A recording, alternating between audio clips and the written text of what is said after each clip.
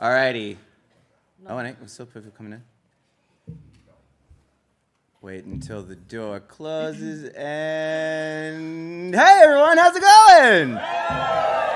Welcome to Sorry You Peaked, with a bunch of voice actors who have peaked in their recording sessions, not in their careers. Oh my god. No, I've peaked. Up for debate. I hope everyone's having a great PAX. Who here is hungover right now? Anyone? Yes. Thank you for being honest. Don't lie. Don't lie. It's going to be a great show. I have with me some fantastic voice actors who've appeared in games you may or may not know, but that's the fun, is that you're going to learn about them today.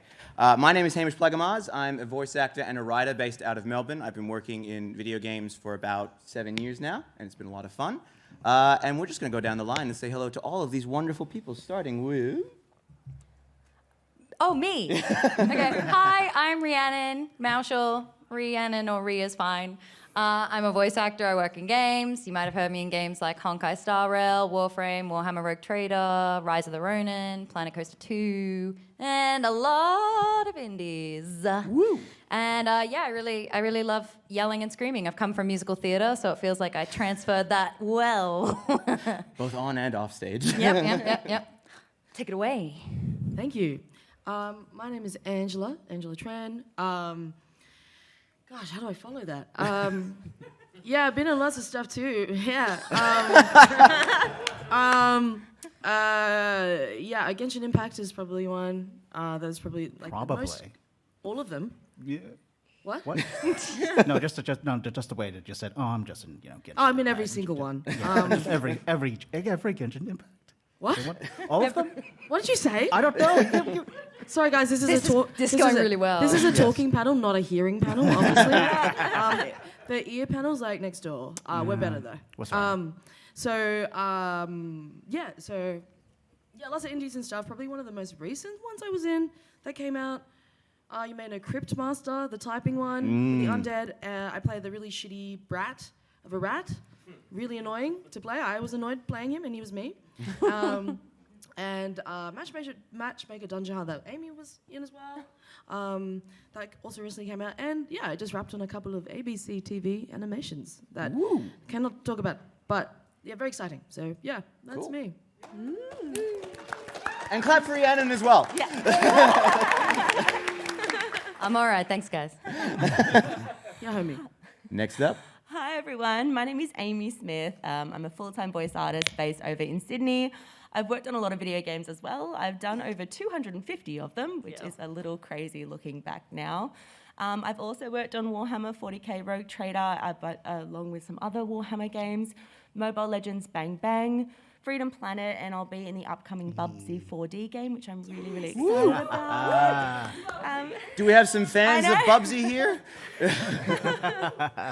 So really excited about that one. I also offer coaching to people who are interested in developing in the video game space. Thanks for being here today. It should be a lot of fun. And last but certainly not least. Oh, it's me. Yeah. Hi. I'm Edwyn Tiong. I've been doing voice acting for quite a while now, non-professionally for 25 years or so. If you were on Newgrounds way back in the day, you probably heard me in a lot of things in there. The big things I've been in were like the first indie game on the Xbox Live Arcade with voice acting for the entire thing, Dust and Elysian Tale. From way back in the day, I was Fuse. I was the first boss. I died, but life goes on. Spoilers, man. Yeah, and I'm actually in more adventure games than I am in games requiring a lot of shouting and screaming. I don't have to know. Shh. Secret. So I'm not entirely sure why I'm here, but here I am. Many reasons, Edwyn. Many reasons. Thank Actually, you. fun fact: Dust was the first game that I ever bought with my own money. I didn't even know you were Fuse until literally I was doing research. I'm like, oh crap, he was Fuse. Oh my god. Childhood me is so happy. All right, before we get into the thick of things, I just want to do a quick acknowledgement of country. I should have done this earlier, but hey, it's my first time hosting a panel. So we'd like to acknowledge the traditional owners of Narum, the Wurundjeri Woiwurrung people of the Kulin Nation. We pay our respects to their elders past, present, and emerging, and to all elders of First Nations communities that are visiting PAX this year. We recognize their ongoing connection to this land and that sovereignty was never ceded. So, Thank you very much. As a note, I'm so sorry, Hamish, before we move on, you need to introduce yourself because you are also a voice talent. Yeah. Well, I sort of did at the beginning. Yes, hi. I've been. Hamish, you need to sit over here. Oh, right. Okay, we're all over there. I've been in Warhammer. I've been in games like The Drifter, which has recently won a big award with the Australian Games. Rhiannon was also in that. Yeah. And some of the voice actors who are sitting in the audience right now were in it. I've also been in things like Mindlock, Stargate Timekeepers, a bunch of different things. I started off in indie and have slowly managed to work my way up. But I'm always in awe of the people who are next to me because they are the ones that came before me and they're the ones who kind of were the giants of the shoulders I'm standing on. So They're still babies. little baby. Alrighty, so who wants to talk about video game vocal efforts and barks? Isn't it a fun time? Woo! Yeah, that's the vibe. Yes. And the first thing we're going to start off with is a demonstration of video game barks and efforts. And Ange, do you mind terribly picking up that microphone and, yes, standing up for me? Oh, wow. Effort completed. Guys, I just took a lot of effort getting up because there's a lot of stuff underneath me. You're not seeing that. Okay, yeah. Alrighty, so kind of a background, video game barks and efforts are all the things that are basically not lines. Now, barks, it's always a bit of a thing, like what constitutes a line, what constitutes a bark. Generally speaking, a bark is something that's not really going to be narratively important, but it's something that's like repeated, like an attack or something like that, or maybe just like a quick like, hey, how's it going? You know, that kind of a thing. These are quick things that go through it. So, Ange, welcome. I'm your voice director. We got a new game coming out, new AAA game. It's an original game. We're really, really excited for it, and it's called... oh, shoot. No, wait. Sorry. Roar of Patriotism, not Call of Duty. We would never copy anyone. And you're going to be playing Soldier B. Soldier B, okay. Soldier B. We've all played as Soldier B, voice actors, you know. Yeah. Yes, 100% Soldier B. They're important. This is a regular NPC. They're competent at their job. They're no nonsense. They have a lower tone, but it's not gruff. We're not going to go like way down there. No, it's just a basic lower tone. And they're basically fodder, so we don't really mind too much if they get shot. I mean, of course we mind, but, you know. Alrighty, so, first of all, does anyone know the voice actor Kaiji Tang? Anyone know? Mm-hmm. Yeah? Yeah. Mm-hmm. Very famous voice actor. So in an interview with Anthony Padilla, he said the only 3 things you need to know to be to voice act in a video game is how to shout the word grenade, scream while you're on fire, and fall off a cliff. Yes. So Ange, today you're going to yell grenade, scream on fire, and fall off a cliff. But I'm going to give you some flavor for it. So first of all, first thing, you're on the top of a building. There's a door to the stairwell which bursts open and a grenade is tossed through. So what I want to hear is some heavy breathing as you run, followed by a surprise effort as the door opens, and then a loud grenade! All right? So whenever you're ready. Wait, that's a lot of information. One thing you should know, like, you know when you ask someone for directions and then they tell you 10 things?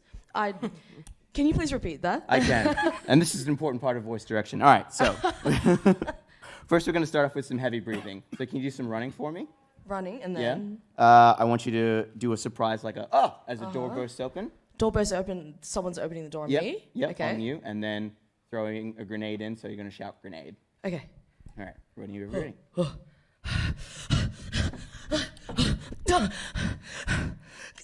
Grenade! Very nicely done. Thank you. All right, that was really good for the running, but for the grenade, can I get a slightly longer, like a grenade? That kind of thing, you know? Okay. Like, yeah. Yeah. All right, so whenever you're ready. Grenade! Nice. Very good. We got that one. Lovely. If you could just turn your gain down a little bit, that would be great. Sir, I don't have that on here. It's all right. All right. Unfortunately, the grenade you threw just ignited some fuel barrels, and the whole place is going up, including you. So can I get about 1 to 3 seconds of you screaming on fire? Is the gain sufficiently down? I just want to double check. It should be all right. We're Don't good? worry. Okay. What? Oh no! Oh no! Oh! Oh! So there's more than 3 seconds. Yeah, it was more than 3 seconds.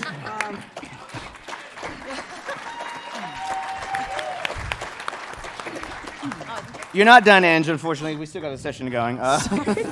So unprofessional of me. We Oh have my you for God. the full 4 hours. And finally, you're staggering around on fire, and then you're going to hit the back of a kind of a rail and fall off a building, all right? Because you're on the roof. So, you ready? Oh, shit. Almost gonna swear. It's all right. So whenever you're ready, just staggering around and then falling off a building.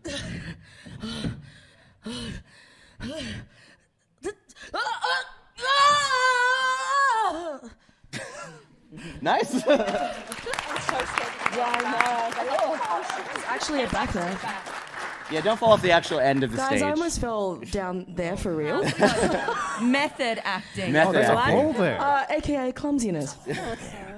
All right, thank you very much. And so that's an example of something that you might be doing in terms of vocal efforts or barks. It's generally yelling things, screaming things, all that kind of stuff. And it's important to look after yourself because while this is a shortened down version of it, when you are in the booth, sometimes a director can ask you upwards of like 10 times to do the same kind of effort. They shouldn't, but sometimes they will do it.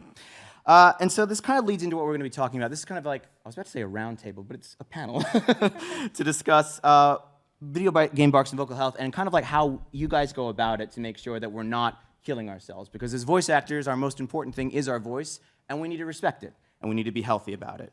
We don't like, go drinking at 1 a.m. beforehand and then come and do voice work, Did you just look at me? Oh, no, not at all. Not at all. Excuse me, Hamish, last night it was 12 a.m. Oh, sorry, it's 12 a.m. But no, it's very true. So, guys, this is kind of an open question. What kind of video game barks do you find the hardest to do?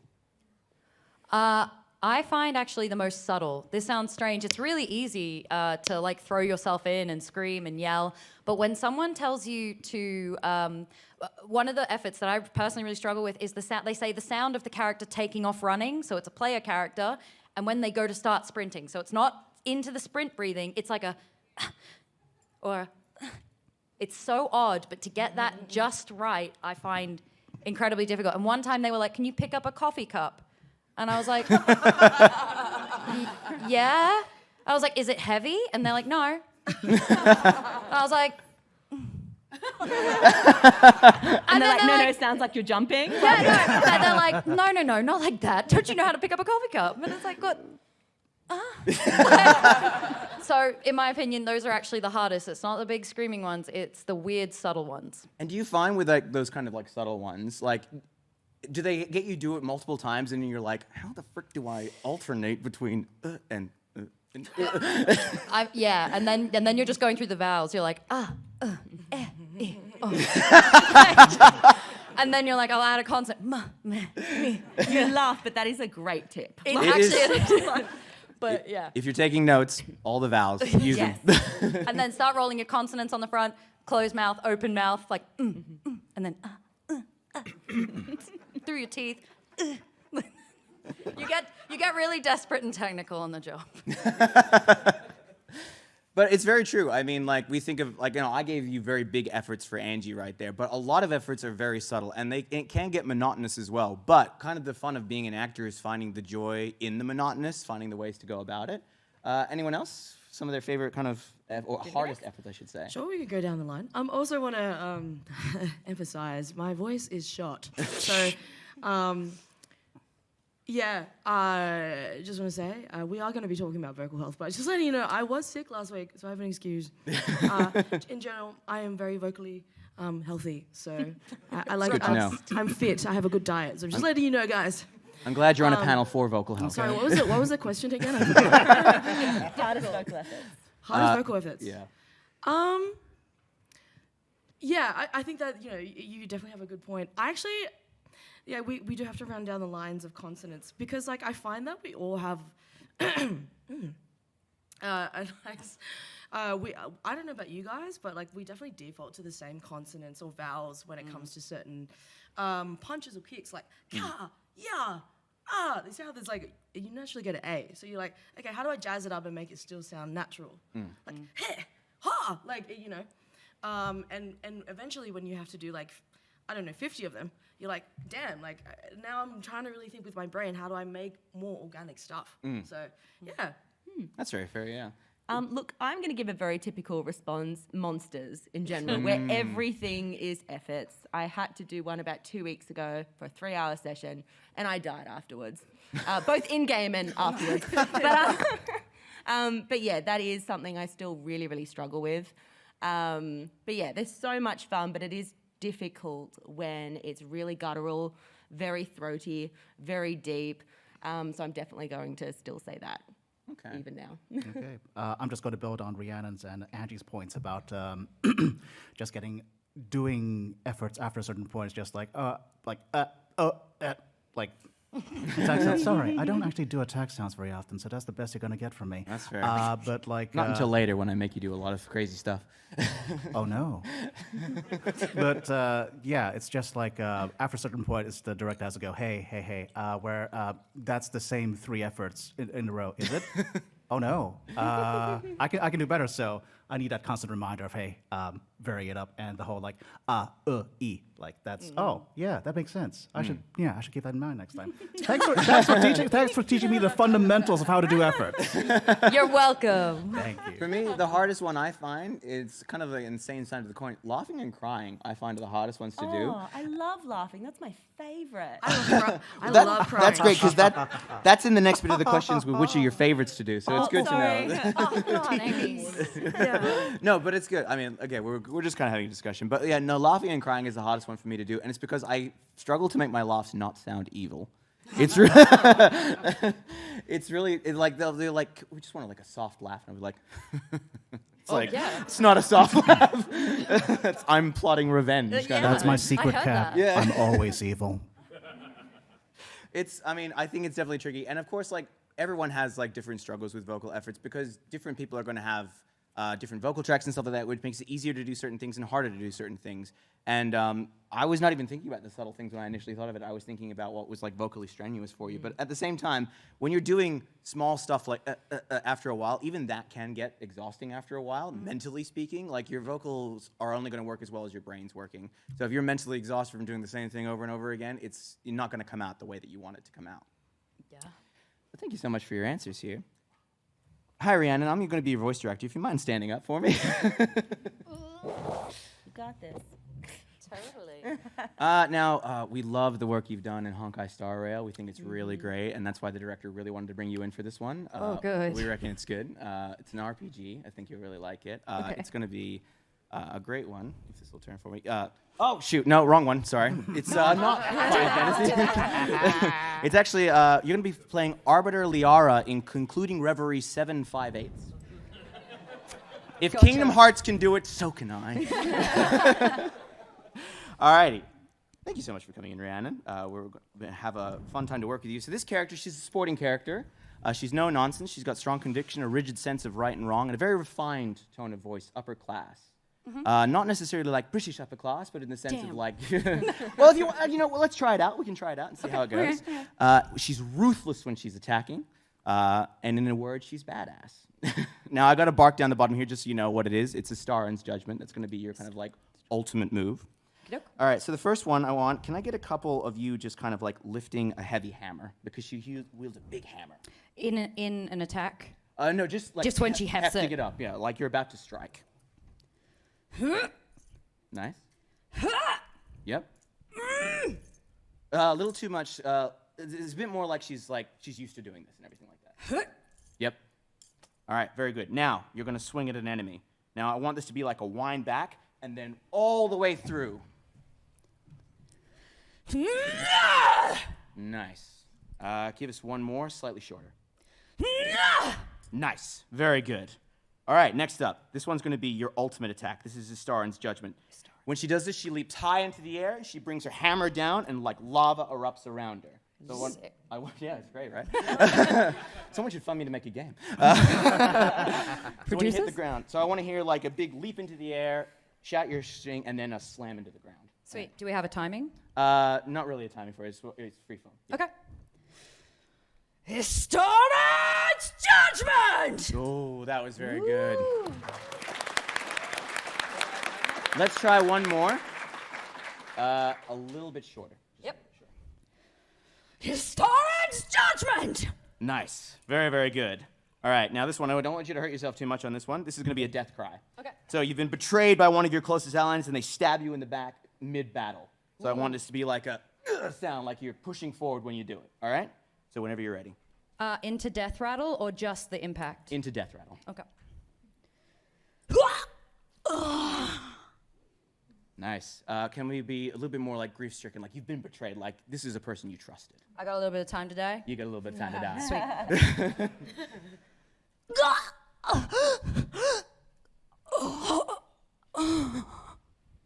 Very nice. Give it up for Rhiannon, everyone.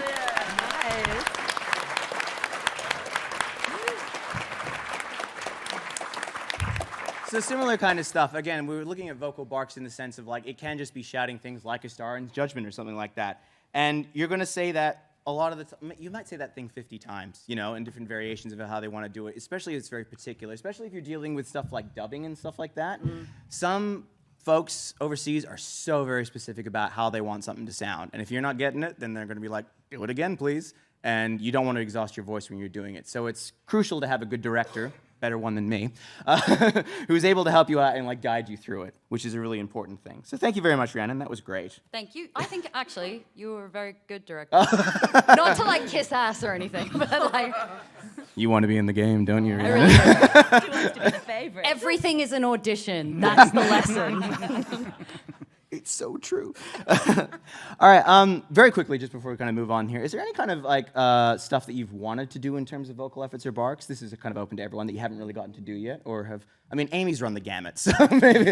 Amy's done pretty everything. But any of them that you've kind of wanted to do? Anything at all? I've always wanted to do monsters. I haven't done monsters yet, and I really want to do that. You haven't done monsters? I haven't done monsters yet. Wow. Okay. I mean, I'm kind of in a similar boat, but there is a particular screen that I want to do, but I don't really get the chance. I'm not sure if you guys heard, it's a very early internet meme where Talking Carl, like it was an app that you could get on your phone, and it went something like this. There was a video going like, "This is Talking Carl," and then the app goes, "This is Talking Carl," and then like, and he repeats whatever you say, and he repeats whatever you say, and he's about to get into a fight, and he's about to get into a fight. Pulls out a second phone with the same app on it. My voice is higher than your voice. My voice is higher than your voice. My voice is higher than your voice. My voice is higher than your voice. And at some point, because it's just coming out phone speakers, the whole thing starts breaking down, so it just becomes.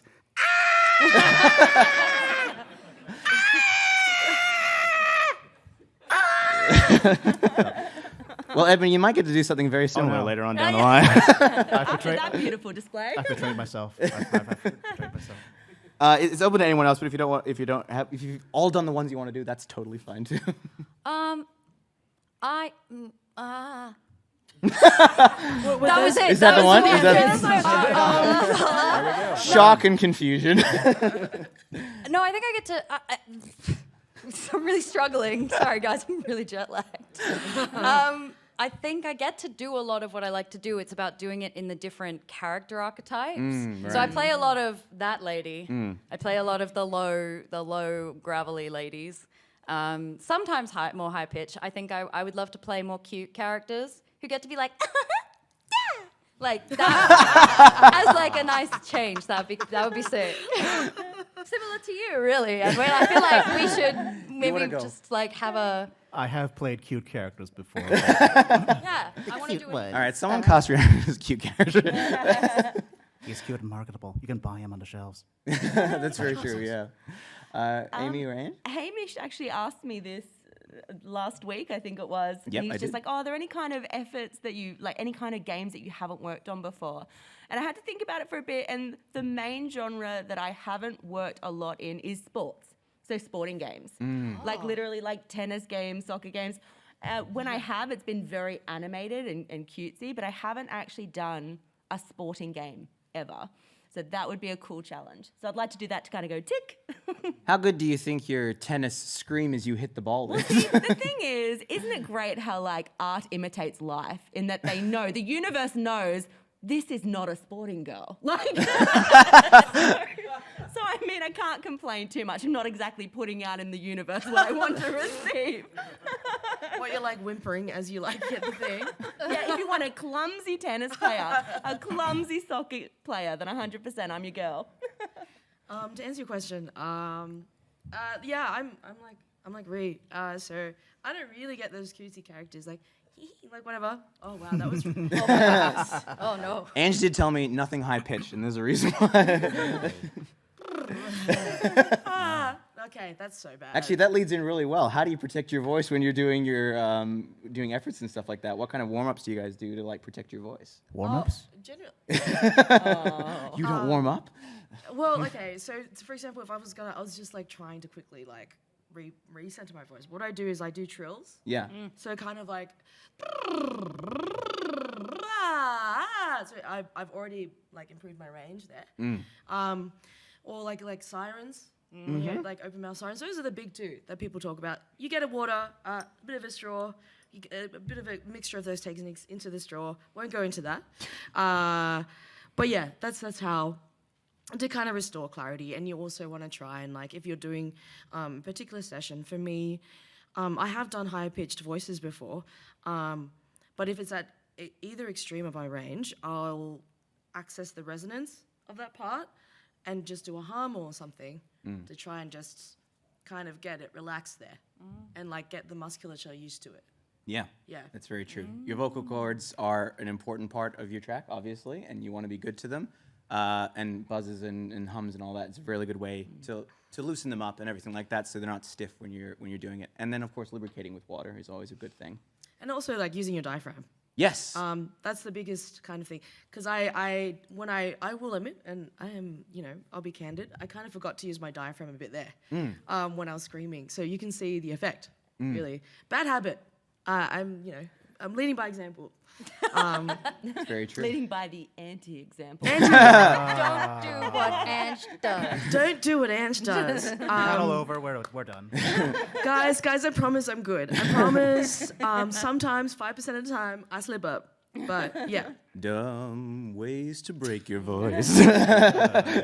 No, it's very true, and especially supporting. And I mean, Rhiannon, I think you could speak to this. Breath support is massively huge in musical theater and everything like that. If anyone does know Mary Elizabeth McGlynn, she's a voice director out of LA. She's worked on stuff like, we have any fans of Vox Machina in the house here? Yeah, there we go. You're all nerds, of course. She worked as the voice director on there, and she does some great talks for stuff with supporting from your diaphragm, because everyone wants to scream from their throat. Don't. It's going to break it. But screaming from your diaphragm, and musical theater, I think, can attest to this projection. Do you want to talk about projection, what that means and everything like that? Yeah, sure thing. So if anybody does want to get better vocal stamina, my first port of call is get classical singing training of any kind. It will teach you how to access your diaphragm and use it properly. It has to be really, really relaxed, which naturally in day-to-day life we tense. Everything is squeezing, including our throats, and our voices are actually higher, and we get our customer service voice. And that's horrific for your voice. It's horrific for your diaphragm. You're using half the breath that you should be using. So if you get singing training, specifically any sort of classical, you have to have a decent teacher. They should teach you how to start breathing into your lower belly. It's what it feels like. My teacher in high school used to call it splat. You should feel your lower stomach every time you breathe in, like it just relaxes. And if you can't relax your lower abdomen when you take a breath in, you're probably not using your diaphragm as fully as you can. Therefore, you're overcompensating with your throat, and you are not getting as much projection. And in VO, it's interesting. People think, oh, well, I won't need to project because the mic's right here. And that is true to a degree, but remember that we don't want to have the gain cranked super high because you're going to pick up lots of low frequencies and lots of noises. So you do need to still maintain some projection and give the voice some energy, because also it can be boring to listen to if you're just really flat and kind of under your voice the whole time. And it's ASMR, but it's also annoying. So yeah, that's what I would say about projection. Singing training is ace for it, and it's really important in the business. And look, every single voice actor has had the engineer go, because they've been too quiet or whatever the case may be, not shouting properly, whatever the case may be. And the minute they start shouting properly, they go, hey, can you turn your gain down? Because it's always up too high.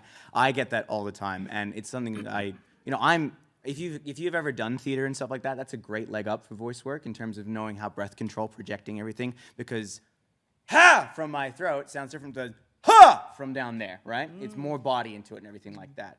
So it's an important part with musical theater, with classical singing training and stuff like that. It's an important part because the last thing you want to do is be in the middle of a 4-hour effort session and you've stripped your voice completely in the first hour screaming loudly. So So it's an important thing to do. Anyone else? You don't have to. You don't want to. I was the first one who answered. Oh, that's sorry, right, yeah. what was the question again?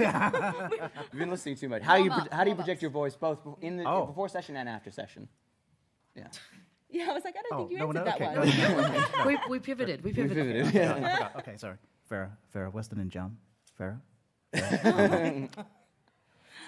Okay, so one of the... Do you have an answer? Or? No, I mean, just like protecting your voice, like obviously hydration. The other thing is like Fred Tashore mentioned the Hulk juice. No, I don't know if everybody here knows the story, but basically, like, in order to sound like the Hulk and do like the Hulk screams and all that, he has something called Ninjum Paper color. Yes, my goodness, I can't believe you guys know that, but I don't. It's basically like,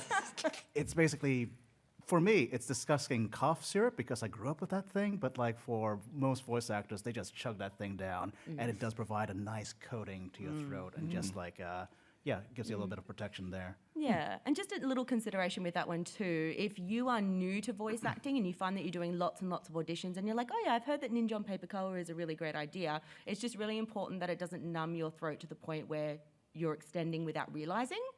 So obviously when you get to know your voice and your capabilities and you need to get through a session that you cannot reschedule, it might be okay as like a kind of last minute thing with the awareness of how far you can push yourself.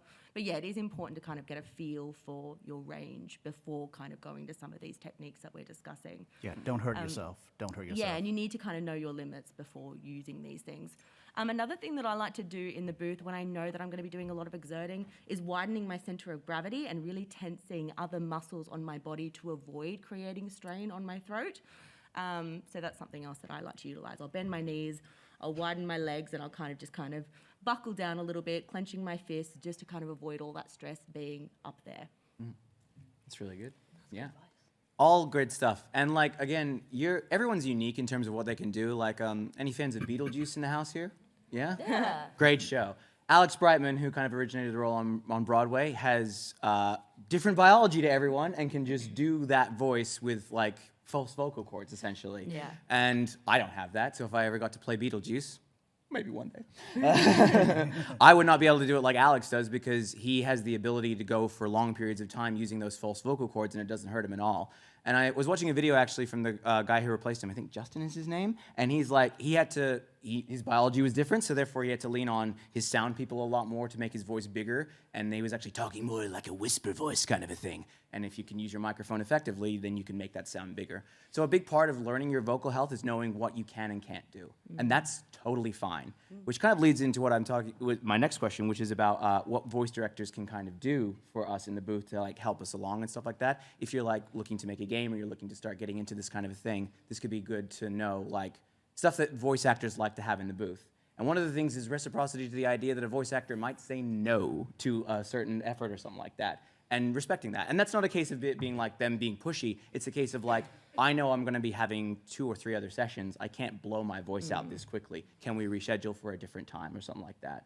So what other things have like voice directors done for you guys to help you feel comfortable while you're doing efforts and barks and stuff like that? Ooh, I'd love to speak to this one. I think that advocating for yourself is super duper important. When you've been working in video game voice acting for a while, you're going to find that you work with a lot of indie game developers as well. So there's that understanding of you as a voice talent may have worked on lots of games, but for the indie game developer, it might be their first time directing. And so there are some things that you're naturally going to have a greater understanding of than they are. So it's important that you kind of give them some tips in how they've structured the script. It might be a matter of advising, ooh, I can see that you want death rattles at the beginning and you want efforts at the beginning. Do you mind terribly if we leave those for the end? And you merely explain to them, one, it preserves my voice and it means that at the end of this session, I can go have a cup of tea, I can have vocal rest. But you can also explain to them you're doing it for them. Because as soon as you start with the death rattles, with the exertions, your natural tone changes a little bit. So it means if they need you, if they ask you to do all the grunts at the beginning and then you're supposed to be doing normal dialogue at the end, your voice is naturally going to have changed that little bit. Particularly if you're in a session doing 3 different characters, also advocate for yourself and say, can I please start with the role that is closest to my natural tone? Because same sort of thing, if you're doing the other 2 roles first that are crazy different, and then you're expected to go back to the original one that's closest to your tone, you're eliminating your differentiation. So it's actually, you're doing vocal gymnastics when you don't need to. Also, it's okay to advocate for yourself to have a break. Okay, so if you have a 2-hour session and it's a really intense one, it's okay if after 30 minutes you're like, can I just take 2 minutes? The session I was referring to a couple of weeks ago, it was a new client. I actually felt really nervous about advocating for myself, and normally I do, but they were a bit of a bigger client, and I was like, it's a hard one. I do want to kind of get through it, and I felt nervous about speaking up, whereas I normally would, and instead, all I did is, in this small little transition to the next line, I just went, and they got the hint, and they were able to say, do you need 2 minutes? I said, that would be beautiful, thank you so much. And it's so funny because I had to record the whole thing on my end for the 3 hours, no stops. So it meant that for that whole 2 minutes, and I'm like, I'm so sorry. You're just gonna have to cut all of that out. But yeah, that's really, really important. Don't force yourself to do vocal gymnastics when you don't need to. Structuring is really, really important in how you run the session, and you're 100% allowed to say, can we do things a little bit differently? Can I say, like, in editing stuff out, like, from the raw file, they're like, yeah, send the raw file. You're like, yeah, okay, I have to. Yeah. There's some stuff I'm just like, man, like burps and stuff, and and I can't remember where I burped, and I'm not gonna cut it out because I need it to be like that time code, the written notes. So I'm like, damn, I've muted myself on the phone call, but I didn't mute myself in the track, so. Yeah. Rhiannon, was it you who was telling me that some audio engineers like save burps and stuff like that? Yeah, I discovered that in a session. I burp a lot. Yeah, me too. Because you sip water, you're constantly hydrating, which you should be doing, but it does mean that you're just constantly like little burps and then occasionally like a really big one. And then one time, one of the engineers was like, "Ooh, that's a good one," saving it. And I was like, "What?" And he was like, "I have a soundboard." He's like, "Of all the actors that come through the studio," he's like, and I just like, we rack them up. We love to keep them. Also, like tummy grumbles, it's really embarrassing. Tummy grumble. They can hear when you need a bathroom break. I'm not joking. Someone has been like, "Do you need to go to the loo?" And I'm like, "Yeah." That's so embarrassing, but please, yes. Oh, I usually just lie. I'm like, oh, I'm so hungry. I'm so, No. wait, actually, I do that in real life too. But I'm so hungry. Like, You know what's weird? Some of these engineers, like, they do this full time. They know the difference between a hungry growl and a bathroom growl. They're like, I know exactly where in your bowel that sound came from. I love it. And that's horrific. So that has nothing to do necessarily with accommodations, but Well, I mean, like you're working with people, and people are going to be like, they want you to. These people want you to succeed, and I think speaking to Amy's point about advocating for yourself, and I did this when I first started out too. As a voice actor, you want to be, I'll do anything, right? Like I will go to the ends of the earth for this game, that kind of a thing. And people think that makes directors respect them, but at the end of the day, it's not really going to get you anywhere if you can't show up consistently. And if you exhaust yourself on the first session and can't show up for the second session, then the director's going to be like, yeah, it wasn't that great. So it's, it's a rough ride of this. So they would much rather you just say flat out, hey, look, I can't do it right now. Can we reschedule? Something like that. And so look, you might meet a director who's a jerk, and then don't work with that director again, and that's fine. Yeah. But most people are going to be kind to you about it because they want you to succeed, and they know as a voice actor that you are going to be doing some rough stuff sometimes. And the more experienced they are, the more that they're going to accommodate you for it. Yeah, I really need to emphasize what Hamish said about if you need to reschedule, just do it. Like, if you do not sound your best, it is more annoying for you to still show up and not sound your best and not sound like the audition clip than it is to reschedule. So just think, like, I know it's a hard situation, but it is far better for you to just say, I'm so sorry, can we reschedule? I say this from personal experience, having to reschedule tomorrow's sessions and Tuesday's sessions. That's what I did this morning. Amy's So being please very don't. nice being here. I changed my flight to be here, so I was like, I have to be here. Thank you, Amy. I really appreciate it. I'm excited to be here. All right. Speaking of directors demanding a lot of things, Edwyn, hi, I'm going to be your voice director. Woo, up you get. let's go. No, my legs hurt. All right, Edwyn. I don't know if this is necessarily stuff that you've done before, but I feel like it's stuff that I think you'll have a lot of fun doing. let's go. Well, so Edwyn, welcome. We're doing a new horror game. It's going to be a lot of fun. Oh no. Yeah. This horror game, it's a great franchise. Damn it again. It's not Resident Evil. This is actually Oh, man, Denizen I love this Wickedness series. 4. And you're going to be voicing Dr. Warren Spencer. Look at him, freaky little guy. He's the main villain of this particular game. He's obsessed with his research to the point of being unhinged. He's got a bit of a higher pitched tone of voice, but he's somewhat older as well. So we're looking for that kind of like older, crazy man vibe. In his voice, though, he's going to go through a mutation, and it's going to become a bit deeper, more monstrous as he turns into, I think I called it a fungus monster? Yeah, a fungus monster. All right, so first of all, he's one freaky dude, basically. All right, so first of all, we're going to start with a laugh. This is him in his human form, so you've released Chemical F into the city, and your plan is to turn people into fungus creatures. Can you give me a somewhat deranged, evil laugh? Okay, is this like the culmination of all my plans and deeds? All your plans. All my plans and deeds. Yes.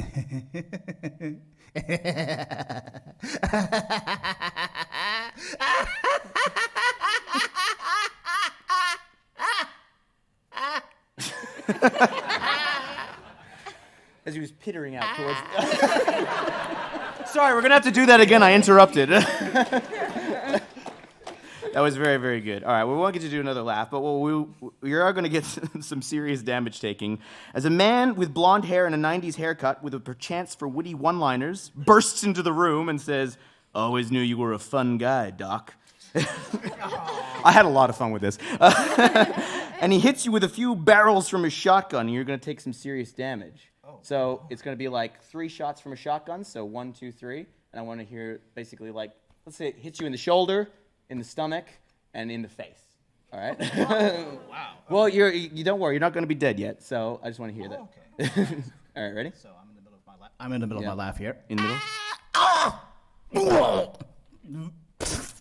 that was good. Very good. All right, for the last one with the one to the face, can I get a really like high-pitched kind of like, kind of a thing, like big scream?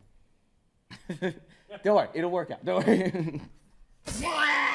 Thank you. All right, but you didn't die from that.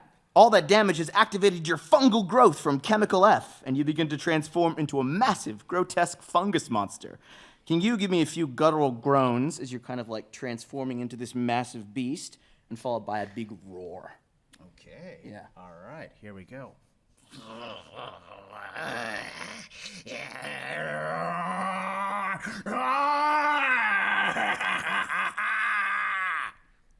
And can I get a big roar at the end? Like Thank you. Very nice. Very good. Oh, Edwyn, I'm so sorry. You peaked throughout the entire thing. I'm No, that was really good. Thank you very much. Thank you. So you get the sense with like vocal barks, while a lot of them come back to the same kind of thing, like the small, mediums, and large hits and stuff like that, you get the sense that you also get to play around with it as well. And it's important to kind of like learn your toolkit for what you can do. So going off of that, because that was kind of a funny experience, what's kind of been your funniest moments doing vocal barks in the booth? I've got one, but I want to hear everyone else's first. Pooping. What? You pooped yourself with a Yeah, Me wait, as the character? What? Yeah, character or... So I had to voice a wombat named Cheza, who's in an animation show called Lil Wild. And wombats poop out cubes. So we had to do a few takes of it, very much the whole like longer pooping, please, bigger, little more painful, that kind of thing. And it's the best feedback I've ever received, where they're like, you're really, really good at pooping efforts. And I really treasure that. And I'm going to take that to the grave. So Good thing to take. Isn't it the best when you get like the weirdest compliments in the middle of a that's the best. session? They're memorable. That was like, gosh, 5 years ago. And still the best one so far. Were they saying you were full of shit? Not anymore. No, we kept it very PG as a kids' animation. Sorry, any children. I mean, I can do mine if you need me to vamp for time. Vamp, No, no, vamp, no, Yeah, vamp. vamp for time? All right. No. If you go with that, yours is going to be the best. So, like, I have to think. There's one where, like, I was dubbing to an anime, and it was just like, oh, I got hit in the face, and And it's like, okay. And then the second pass round, it was like, oh wait, it has to be the shout has to be slightly wet because he's spitting out like blood and stuff like that. So I was like, so that was fun. Like, I feel like anime stuff is like a lot of interesting efforts for like the weird anime. Like if you want to talk, like it doesn't have to be video games. You can talk about animation as well if you feel like it. But okay. it's good stuff. I have one more actually. I don't know if I can share it though, but I did. It's worse than pooping? I'll share it and you can be the judge. Okay, yeah. So I did a live action dub, and my character is a drug addict. Oh. And probably about a third of, and I shit you not, about a third of the recording was sniffing, snorting, and there was this one really long ad lib that went for like a good 30 seconds. And the director was just like, look, when they're on the screen, obviously you have to do it. When it's off screen, just breathe. Like you cannot just inhale for 30 seconds. You're going to get a head rush. So that one definitely, that was a challenge. I was not anticipating that at all. But yeah, she sniffed a lot. I have one. So it was a character for Warframe, Sythil, and she's just really paranoid and afraid all the time. And she's always like trembling. And we were doing a 4-hour session, so I was already just shaking the whole time. And when I finished, I kept shaking. But they wanted her to keep having like these repulsed, all her lines were repulsed to a degree, and I was starting to sort of gag and induce my own gag reflex. So I'd be like, and I was like, I have to stop. And I was just like, we need to have a break or I'm going to throw up. Dang it, Rhiannon, you stole mine. No, a very similar thing. For a game, I was being asked, it was a guy who was drunk and he was trying so hard not to vomit. And I don't know if you guys know this, but if you try and do the same motions for your body of vomiting, your body goes, oh, we're vomiting now. Yeah. And mine was worse because, of course, he's trying to stop it, so I can do a pretty solid, like, swallow sound and everything like that. Mm-hmm. So he's like, and the director liked it, so like, all right, I want you to swallow it down. And I'm like, this is not, it's like, go, and then, like that. Your body, it just makes you feel yuck, But it was very, very funny. And I guess the other one that I can talk about, although I won't get too much into it. So, like, look, a lot of vocal barks and efforts can be many things, including stuff like making out with people and stuff like that, That's all that kind of stuff. If you do more kind of like racy games and stuff like that, or racy animation or whatever, you're going to be doing stuff like that. And we were in a particularly intimate scene. I won't go into what it was, but it's more funny because what was happening outside the booth, my roommate's dog was standing next to it, and their tail was whacking against the booth, and they could hear it on the recording. And then halfway through, they're like, "Stop! What's that thump thump thump thump sound?" And I'm like, "It's not me." You win. That's horrific. I wrenched over the door. I'm like, get the hell out of here, Mabel. Where were we? Like, yeah, sure, your roommate. Yeah, that's a good one. I share these things to be vulnerable. We didn't say this was a safe space. No, it's so unsafe. I have one. I was actually so funny. We've been just talking about stuff that comes out of our bodies. Because I was going to say, like, I was nice. I was going to talk about vomiting as well, but now it's that's old territory. It's in the past. Get with the times, Grandma. Yeah. I have one. Okay, so it's so funny and like slightly embarrassing. I can't whistle. Like I can't whistle. I'm like.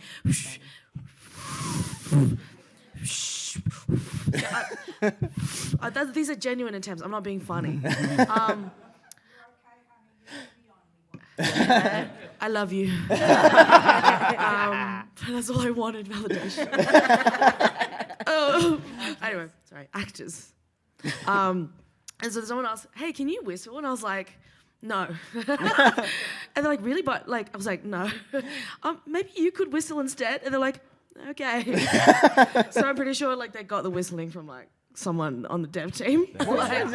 Voice directors have done that though. I've talked to people where they've been like, the person couldn't do it for whatever reason, so the voice director stepped in and did their best approximation to whatever the person sounded like. And half the time people can't even tell. But it's good to know what you can and can't do, and to bring that up front. Don't lie on your resume, except if it gets you the job. All right, Aimee, hi, I'm going to be your voice director. Hi. We're going to be very kind to Aimee because Amy's a little bit hoarse today, so I'm not going to have her do everything that I was going to do. But Aimee, welcome. We're actually an indie game. We've just gotten funding from Screen Victoria, and we really want you to voice our character for the game. Congratulations. I know, it's great. It's a great game called... Sorry, no, wrong one. Actually... That's not an Aussie game. How did they get Screen Victoria? Sorry, actually, you're going to be voicing Maggie Healer in Liberation World 3. Okay. Yeah, a unique title. So she's a lead character. She's an energetic engineer, endearing but not cutesy. So it's not high-pitched kind of a thing. Yeah. More like, oh God, what's the green Powerpuff Girl called? What's her name? Buttercup. Yeah. Bit more of a Buttercup sound, you know? She's cocky and she's confident in her work. She's youthful, slightly rough voice, like I said, and she's an absolute chaos gremlin. I love that. All right, we're not going to have you go too hard, but first of all, this is a platformer. So we've got a short jump and a long jump. So this character is very hyperactive. She's full of confidence. She'll be jumping across platforms. So the first one's just a short one if you're going like up like a slight ledge. Yep. And the other one, she's got a backpack on, and it's kind of like a rocket launch thing. So I want to hear kind of like a longer up you go kind of Yeah. thing. Okay, cool. Short jump, long jump. Yep. Got it. Cool. Nice. Can I get like a woohoo as you go up? Yep, for the second one? Yep. Cool.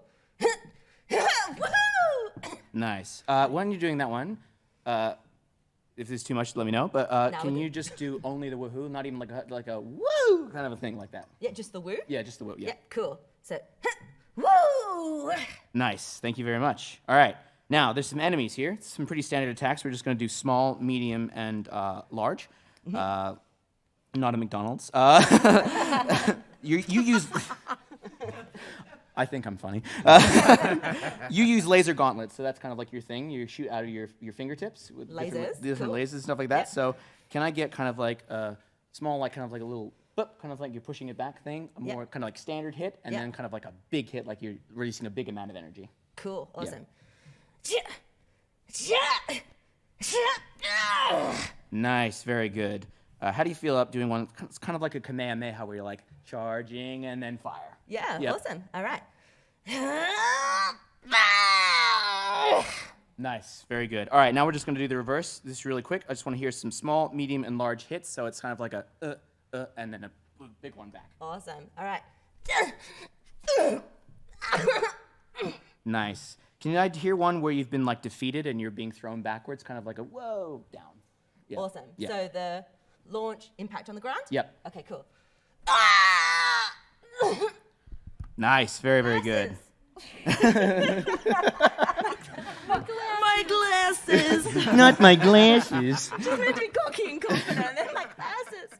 All right, now we're going to do some. So this is in cutscenes and stuff like that. We don't have enough money for full audio, so we're just going to be doing like some quick like rights and gotchas and no problems for me. So this is like if you're agreeing with someone, can I hear like a right, a gotcha, no problem kind of a thing? Cool. Yeah. Awesome. Right. Gotcha. Yep. Sure thing. Nice. That's great. Now, kind of like more confused, like, huh? Wait a second. Make it very sassy. Cool. Yeah. Huh? What do you mean? Duh. Yeah. Sure. Okay. That's great. And now finally some angry disagreements. Maybe like a no way, like a Marge Simpson grumble, but you know, more sassy. No way! I'm not doing that. Yeah, right. Ah, very nice. Thank you. All right. Now, this is optional if you feel up to it, Aimee. Would you like a break? Do you need like 2 minutes or? I would like 8 minutes. All right, cool. This is just kind of like a bit of a somewhat maniacal laughter. Don't go too hard on this one. You've just acquired an amazing power ability, and it's slightly going to your head. All right.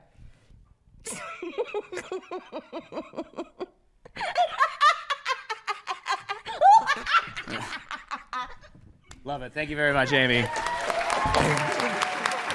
God.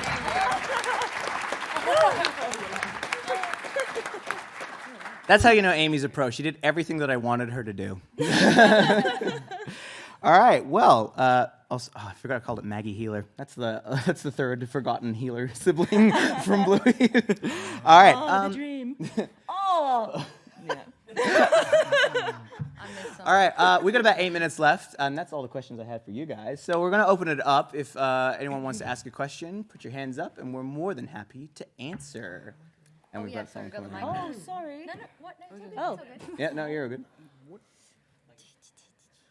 We might. Hello. Hello, thank you guys so much for that. Quick question and maybe a follow-up. I know that obviously these days a lot of movement is being done to kind of move away from transporting to the studio, and a lot of people have like home studios and stuff like that. My questions are two. One, kind of what do you think about that? Do you have the preference of having the interaction at the actual studio or not? And two, do you have any suggestions for people who want to set up their own home studio? Ooh, there's a lot to that. Everyone here has a home studio for starters. Here in Australia, look, I've never recorded a video game in an Australian studio. Edwyn, you're the same. Angie, you No. Oh, no? No. I actually got called in to do a recording for a game I can't talk about right now. good. But mainly because they said my home studio was shit. No! So, yeah. Yeah, I did. I did one video game. Oh, never mind. I retract my statement. It's okay. I mean, I enjoy going in studio because I think it's fun to work with someone who's live. But remote is, you can do remote live sessions and it's just as fine and everything like that. Setting up it's basically where you're at. You can get a long way with some PVC and a couple of moving blankets from Bunnings. Yeah, just to sort of give you an idea, I was in a PVC pipe and blanket booth that I built. I live in the UK. I'm Aussie, but I live in the UK. And I recorded in there like Rogue Trader, Warframe, Planet Coaster 2. Lots of big games are happy to work with a remote studio. It doesn't have to be anything too fancy. It's just about how good your sound treatment is. So I'd highly recommend investigating. If you don't, the AVO Discord is worth checking out. There's so many people on there and there's so many different builds because you don't have to like fish out straight away for a big booth. Just keep it simple and there's still opportunity. Thank you. I wanted to ask, I've noticed that for everyone who was doing the attacks, that everyone got very physically involved in the movements as well. And coming from a streaming background, but venturing into voice acting, how much do you think you have to move into the actions that you're trying to make the sounds for versus just trying to get into that space mentally?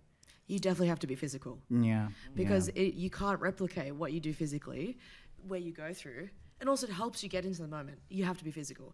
I mean, look, you can't, obviously there has to be some, some flexibility there. Like you can't go completely crazy and then whack everything and then,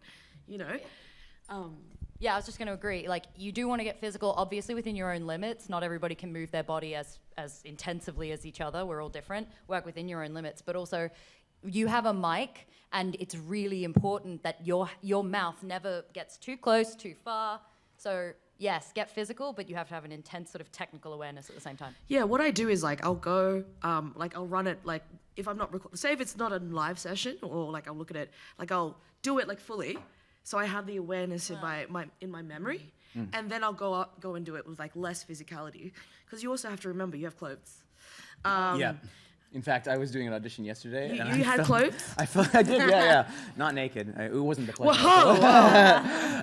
But I did a great take, and then I listened back to it, and I'm like, oh, shoot. I can hear my shirt going as I It's move. the fabric. Yeah. And there's ways around it. You can wear a singlet or something, stuff Exactly, that yeah. doesn't make as much of a bush, bush, bush, bush, whatever that sound is. But And you got to work with your space as well. My booth is quite tight. So I can't do big action and stuff like that, but even moving your torso can help. Yeah. Anything to kind of get you into the motion for it, and then For your sure. voice can kind of carry you the rest of the way. And for the purposes of today, you did actually see us move our feet, but typically in a booth setting, we have to keep our feet planted. So we did that to kind of be a little more engaging with you, but yeah, in the booth, we're not moving our feet at all. I mean, I almost fell off the stage. We don't do that. In addition to clothes, though, be really conscious of jewelry. Yeah, that's a really big consideration, and I even screw up sometimes. Like this necklace, I shouldn't be wearing in the booth, because just those micro. I don't know if you can hear that, but I generally take it off because you're Doesn't turning sound up like your gain really, really high. Absolutely anything. Yeah. Sometimes even glasses, if you can wear contact lenses, that's encouraged as well. But That's crazy. I didn't know that. Oh, well, okay, so. I mean, if you're fine, but when this is the thing, I don't wear them, but I have friends in the UK, and when they go into studio, they get told off because, like, it'll rattle. Ah. Like, it's so tiny, but you'll be surprised what can ruin a take. Or you what, get I so think- into it that you bang your glasses on the microphone. I've done that a few times. Tell you what, I'm just really good at glasses, so I've never gotten that. I've never gotten that, like, and I've worked with, what? Yeah. Wow. All right, we got time for about 2 more questions, so. Sup, guys. How much of an impact does mic positioning have when you're doing barks? Do you go in, out, or are you writing gain? I would say you guys might have different thing. As much as possible throughout any session, you want to keep like a very consistent hand's length away. For me, it's from my pop shield.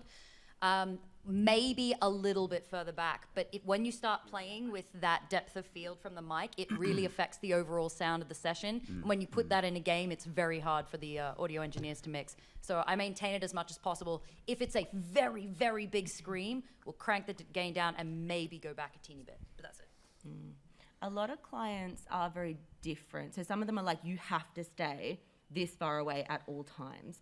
Sometimes when you're in other environments, they will say that you can kind of go close in and back off a little bit, and that can like really vary up your reads quite a lot. Like if you're doing, over a dozen characters, sometimes it's a matter of like, okay, I've been like this the entire time. If you want to shake it up just naturally, going in a little bit closer, bringing down your projection can sound like a completely different character without doing very much else.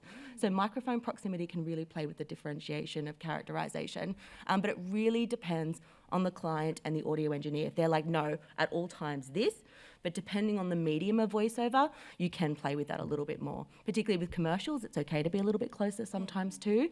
So it just depends, so just always kind of check. Yeah, I agree with that. I've gotten different preferences and directions.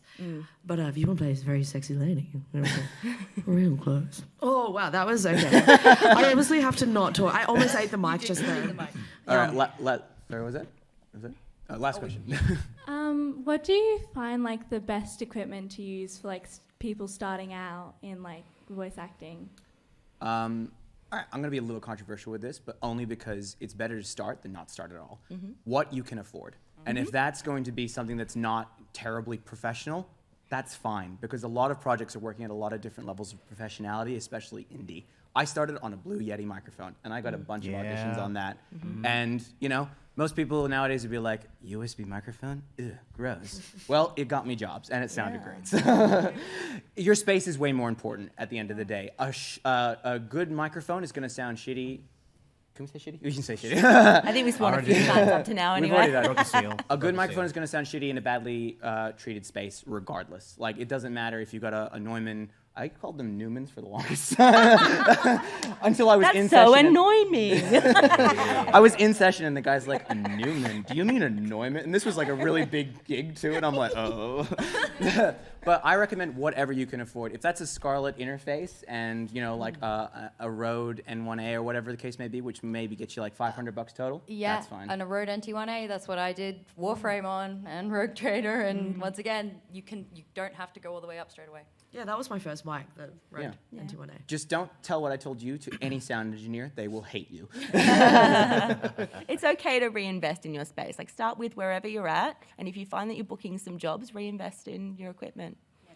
Yeah. Absolutely. Well, thank you so much, everyone.